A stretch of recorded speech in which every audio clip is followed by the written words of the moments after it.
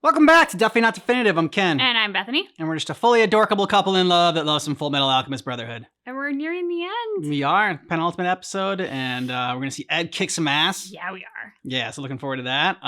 If you want our full uncut reactions for this, if you want early ad-free access, not just for Fullmetal Alchemist Brotherhood, but for everything we react to here on Definitely Not Definitive, check out Patreon. You can get a month ahead, and you can also see every moment over there. Links in the description of the video, also in a pinned comment. And yeah, we're going to get to this. Let's do it. Let's do it. Are you going to live out the rest of your life as a slave without the rights of a real man? In that case, you're no different from me, trapped inside this stuffy flask. Going back to the beginning of it all. Yeah! Clobber that bastard! How can this happen when I've absorbed God? How can a mere human with his bare hands? Yeah. I mean, you gotta be a real badass to earn the cheering of the Briggs men. I don't feel like he's dead, though. No, This is... that was too easy. Yeah. Oh, God. Pull yourself together, damn it! How? Greed! Oh, shit. No! Give me your stone, Creed! No! Fight it, Creed! Let go, dumbass! I need you with me if I'm gonna be emperor! Just let go! My entire being was extracted from his greed! Tough it out! Oh, God. Oh, shit. Oh, my God. This is terrible. I know. Let's fight it together! Hey, partner! There you go. That's more like it! There's no point in you getting sucked into my old man with me. You just told me we'd fight together! You can't just sucker punch me like that! It can't end this way! Ah, you fell for it! Hook, line, and sinker, you little pissant! That was the one and only lie of my life. Lon Fawn has a philosopher's stone, so you don't even need me anymore, kid. But I do. Wait, Greed! Don't do this! Lon Fawn! Later. There you go. I was waiting for someone to chop his arm off. I'm like, Well, yeah, to interfere. yeah. No, Greed! Greed! I finally got away from that annoying brat. Why, Greed? I've always had a rebellious streak, Pops. Don't act so surprised. I've reversed the ultimate shield you gave me and transformed your body into the most fragile carbon there is. Oh. Devil! Be gone, fool! Return to nothing! Hey, well, you all heard this. Why don't you attack him? Yeah. Stop looking at him. Just fucking kill the guy. Go after father. I could do without that pitiful look right now, you pissant. They'll always be a part of you! Friends are a part of your soul! Why not come with us? I can't believe I let Ling and the little runt talk to me that way. That's all I really need. They gave me everything I could want. Aw. Thank you, my friends. Yeah. Yeah, a little late though. Thankfully not too late. Oh. That's it. Punch some more holes. You destroyed my stone! This can't! What is this? Go back to nothing, homunculus! He's imploding? I guess so. Free! I just wanted to be free! Free to know! Yeah, I don't feel bad for you. No. Why did you refuse to join me? Why, God? How did I disappoint you? You were incapable of believing in yourself. You stole your power from others. You rejected your human origins. You never grew beyond your days in the flask. Did you truly think you'd become superior to humans by removing your 7 desires? Don't make me laugh. I only wanted to obtain perfection. Why should I be punished for that? What's wrong being with selfish? craving knowledge? What's wrong with seeking perfection? Who the hell do you think you are? Judgment. One name you might have for me is the world. Or you might call me the universe. Or perhaps God. Or perhaps the truth. This also means that I am you. I'm the truth of your despair. The inescapable price of your boastfulness. Humans who would dare to play God must pay a steep price for their arrogance. That is truth. I will bestow upon you the despair you deserve. Ooh. Don't do this to me. I can't go back. I can't bear to be bound any longer. You brought this outcome upon yourself. What did I do wrong? What should I have done? You simply must have seen the answer with your own eyes. Ow. Did we win? Yes, sir. But at a great cost. I'm sorry. I'm so sorry. It's not your fault, May. Nope. Take it. It's a philosopher's stone. Use it to bring him back. I can't. Al wouldn't like it. Al, we'd never use a philosopher's stone. Yep. Think, damn it. Just keep thinking. Edward. Oh, Use no. my life for the toll. Use me to save Alphonse. No way! I could never do that, you dumbass! No. It doesn't have anything to do with you. Why should you sacrifice your life for our mistake? Because I'm his father, and that's the only thing that matters. You don't know how much you boys mean to me. This might not have happened if I'd just been there for you. I'm sorry, Ed. But then you couldn't have planted all those stones. And he doesn't want to be immortal anymore. Yeah, but if Al wouldn't take a philosopher's stone, you think he's gonna take his dad's life? I know. You say something that dumb again, and I'll knock you out! Oh, Ed. You wouldn't be crying this much if you didn't know it was what you had to do. Forgive me. Now think! Come on! You've even passed through your own portal of truth so you can transfuse with your bare hands! There's gotta be some way! There has to be!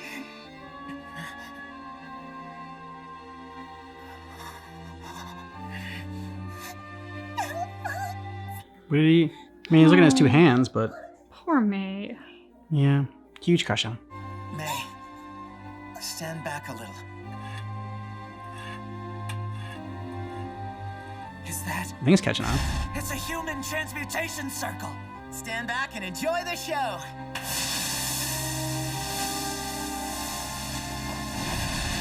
Stop it! Elric! No, Edward Elric!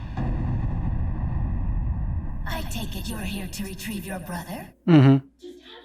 What's your payment? Do you intend to offer your own body? Alchemy. Yeah, I've got your payment right here. So go ahead and take it.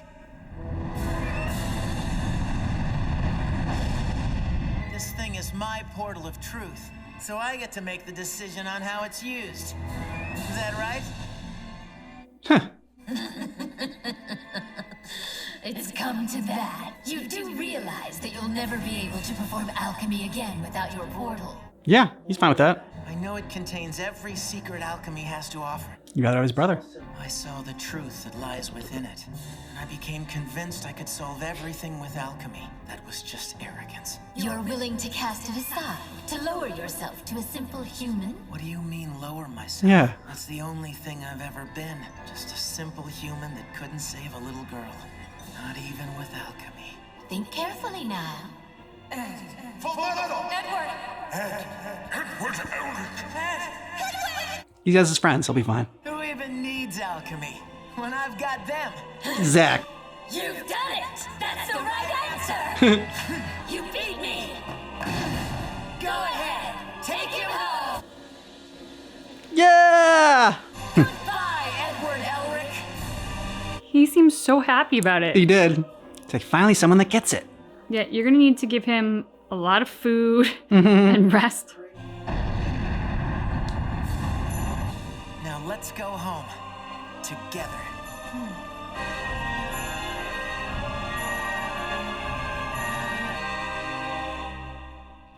Hey, he's waking up. How are you feeling? You okay? You're all here. Dad. Hey, welcome back. Yeah, exactly. Food, water. Careful. Brittle bones. He's so skinny. Mm-hmm. Oh. Mm. It's okay now. Thank you. You see like the tear rivers going down the panda's face too. Today's events. General Armstrong and Colonel Mustang have taken control of Central Command. Huh. There's your son. The coup was centered around an alchemic procedure which would have sacrificed. Careful, you're smothering him. But General Kremen and General Edison have been apprehended as the two lead conspirators. Ha. All of their opposing forces have now been disarmed. Our Führer, King Bradley, and his son Salim tragically lost their lives amidst the day's turmoil. Colonel Mustang released an official statement that he would carry on with the Führer's wishes, and that he would personally oversee all matters of national security. Hey. You are the one who gave me blood, right? Don't you even want freedom, Hohenheim? What is it that makes you happy? I'd hate to be guilty of asking too much, but I think I'd be happy if I could just leave this flask. So you weren't happy, just that. In the end, you and I were still as one. Mr. Hohenheim, I personally saw to it that your sons were admitted to the hospital. Thank you. I'm grateful for your help. Good job, Armstrong, I am the one who is truly grateful. for having known your sons. We are all in debt to the efforts of Edward and Alphonse. Without those boys' relentless courage, this nation would be no more. Thank you very much. Oh. Mm-hmm. Thank you.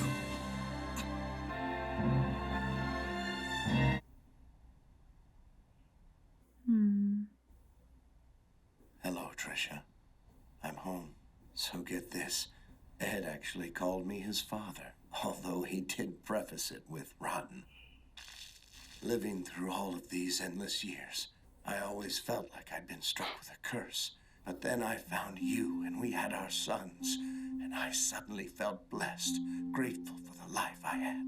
I've had a fulfilling life, thanks to you. It's been enough.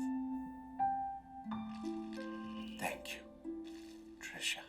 Can't believe she was only 26 when she died. Mm-hmm. Actually want to keep on living. I guess I'm pretty hopeless. Aren't I, Tricia? Hohenheim, I didn't know you were back.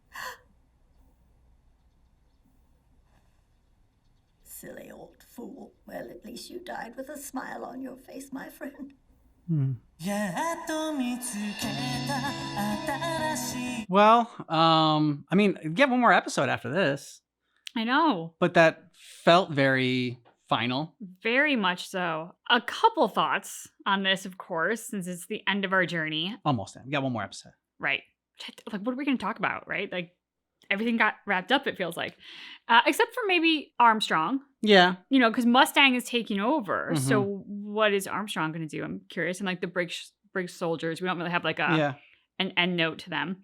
But something that we've talked about through a lot of the content that we've looked at is when, not that we are kind of told a story to make us feel bad necessarily for the villain or to justify the villain's actions, but to understand them. Yeah. I've often found that, like, when I've seen some of these, I inevitably start feeling a little bad for them because seeing anything like suffer or upset or distraught, it impacts me. So like there's always a part of me that often feels at least a little something when you see them get their just comeuppance. And I don't know if maybe I'm becoming too used to this kind of narrative now, or if like I'm just becoming resilient to how bad some characters can be. But when our father Dwarf in the Flask, was being dragged through the doors to his like eternity of despair, I was like, yep, go on now. You can go. Like I did not really, there was pretty much no part of me that felt bad or like I wanted to be like, oh, just like he's learned his lesson now, like you know. And sometimes I do feel that way. I'm like, like you deserve this. It is karma. It is justice.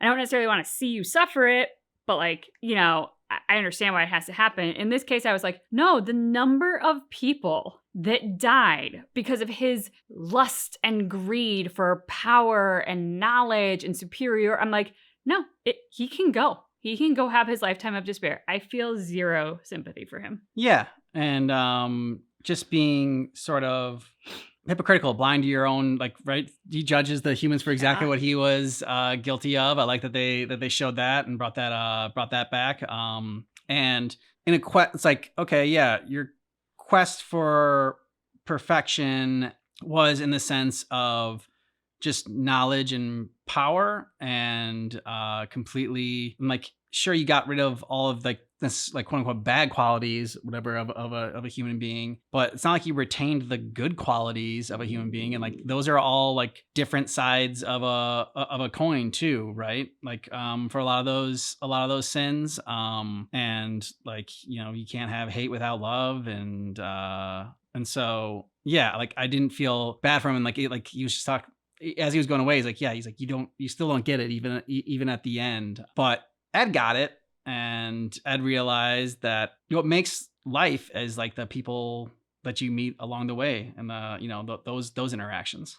Yeah, I'm glad you brought up the quest for perfection, because that was the other aspect of what I was going to talk about, which is just, I feel like the quest for perfection is born out of intense insecurity, which was true in this case for this character as well.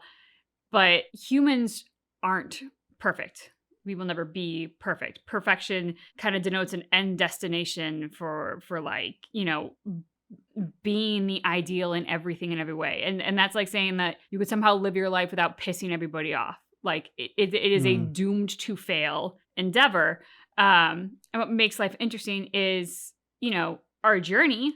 And you can better yourself along the journey. Hopefully you do. Like that's, you should, but none of that is perfection. And people who want to be perfect or who think of themselves as perfect are often the most insecure. And that is exactly what kind of played out here. And it made me think of like a child with a parent, and like the child's been like, I've done everything you've ever wanted. I've been perfect. Like, why won't you love me? And the parents, they're like, you don't get it. Your existence was never supposed to be about pleasing me or about being perfect. It was supposed to be about being a decent human being. And plus, like thinking that you can be perfect or anyone can be perfect is there's a lot of hubris there, right? Because I mean, like that's all just a judgment call on what you believe perfection is and what you believe is worthy in life and what you believe is what your values are. And if you think that like, and so I guess you can be like, I don't even think you can be like your perfect self or your perfect version of yourself and what you want to be. I don't even think that's possible. It's not like, it's not a test score. You can't get a perfect grade on it. And you shouldn't need that either. A lot of times the mistakes and the imperfection are great. Like, I mean, you bring it up a couple times on different discussions we've had, but like that moment in Good Will Hunting where Robin Williams is talking about his wife, and he was just like saying like the little moments that like were like only he knew about, like she farted in her sleep. Yeah. Love that moment in that movie. And so he's like, that's where the good stuff is, where the imperfections in people and in relationships and whatnot. And so but also, so we also need to talk about Greed, his send off. That was so another thought that came up during this for me is as Greed's getting his send off, I was sitting here going like, I cannot freaking believe that I am here thinking, no, Greed.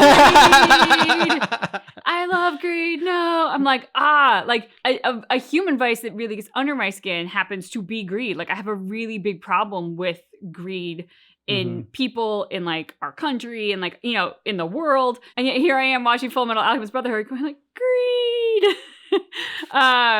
Because he was a great character. I love that he was the rebel among the homunculus. I love that he ultimately is the final blow to Father that makes it possible for Ed to truly destroy him. I mean, I was just, and that moment of like Ling trying to hold on to him, like, no, we're friends, we're in this together. And the one lie Greed ever tells is to save Ling and to be like, nope, I'm doing this alone.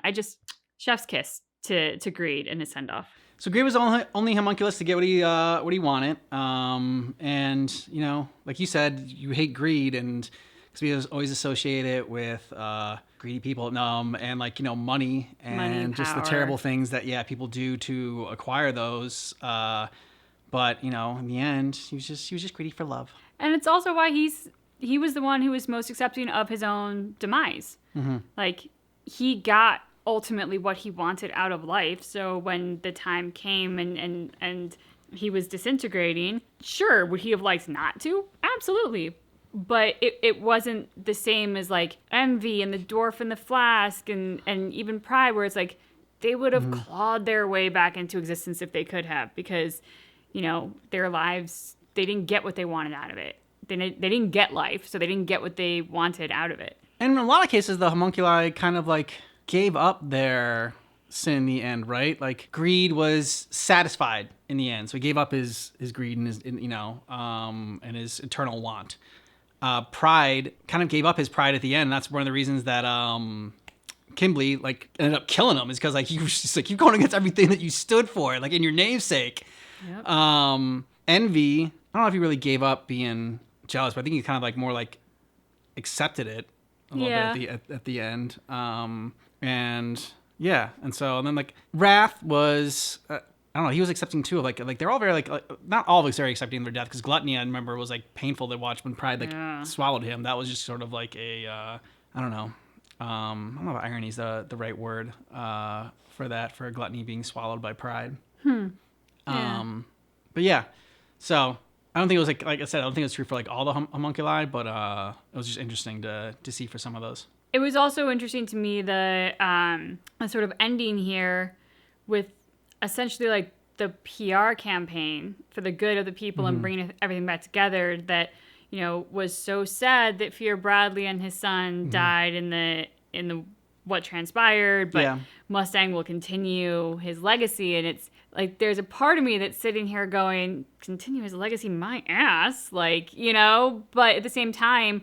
for a country that has just had its own factions fighting each other and war in the street, you know, the comfort of continuity, since not everyone knew who Fear Bradley was and what he was up to, they did scapegoat on like the two conspiracy theorists who had, or not theorists, but the two conspirators who had joined Fear Bradley and like had them be the total fall people. So like I was sitting here and I was like, I just wish that there was like open honesty about everything that happened, you know, so that Fear Bradley doesn't get this incredible legacy of whatever as a heroic demise. But at the same time, for the sake of the people, makes complete sense why they kind of had to do that and smooth things over so that people felt a bit of security and not fully aware of just how bad everything had been, because that's scary. Yeah, and like how are you going to explain to people like that there were homunculi around and that like, you know, Wrath and like this guy was like taking on God, and